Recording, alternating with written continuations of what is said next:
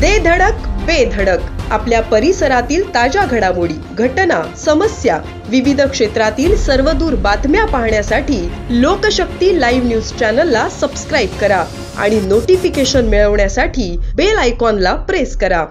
महायुतीचे उमेदवार आणि शिंदे सेनेचे खासदार श्रीरंग बारणेंनी नुकताच उमेदवारी अर्ज दाखल केला। सेनेच्या तिकिटावर लढलेल्या बारणेंनी गेल्या निवडणुकीत राष्ट्रवादीच्या पार्थ पवारांचा दारुण पराभव केला। हा पराभव पार्थ यांचे वडील अजित पवारांच्या जिव्हारी लागला। आता अजित पवार महायुतीत उपमुख्यमंत्री आहेत। गेल्या निवडणुकीत ज्या बारणेंचा विरोध केला त्यांच्या प्रचारात आता अजित पवार दिसू लागले आहेत। यावरून आमदार रोहित पवारांनी त्यांच्यावर शरसंधान साधलं आहे। आम्ही विचार सोडलेले नाहीत, त्यामुळे आम्ही कालही बारणेंविरोधात लढलो आणि आजही लढतोय, असं म्हणत रोहित पवारांनी अजित पवारांना लक्ष्य केलं।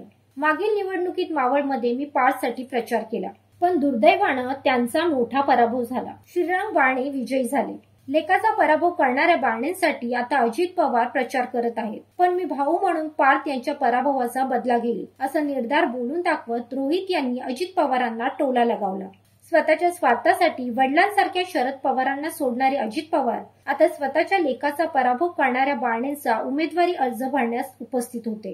लेकाचा पराभव त्यांनी पचवला का ते माहीत नाही, पण अजून त्यांना बरंच काही पचवायचंय, त्यामुळे ते बारणेंसाठी प्रचार करत आहेत। बारणेंनी पार्थचा केलेला पराभव मी अद्यापही विसरलेलो नाही, असं रोहित पवार म्हणाले। पार्थने चिंता करू नये, त्याच्या पराभवाचा बदला आम्ही घेऊ। त्याचा भाऊ इथे लढतोय। राष्ट्रवादी काँग्रेसचे कार्यकर्ते खंबीरपणे काम करत आहेत। मलिदा गँग अजित पवारांसोबत गेली असली तरी कार्यकर्ते शरद पवारांसोबत आहेत।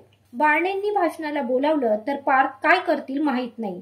स्वतःची भूमिका मांडण्यासाठी भाषण करावंच लागतं, असं म्हणत रोहित यांनी पार्थलाही चिमटा काढला। गेल्या निवडणुकीत पार्थ यांच्या भाषणांमुळे बरेच ट्रोल झाले होते। लोकशक्ती लाईव्ह साठी न्यूज ब्युरो, मावळ। अशाच सच्चाई दर्शवणाऱ्या बातम्या पाहण्यासाठी लोकशक्ती लाईव्ह न्यूज चॅनलला लाईक करा, शेअर करा आणि सबस्क्राईब करा।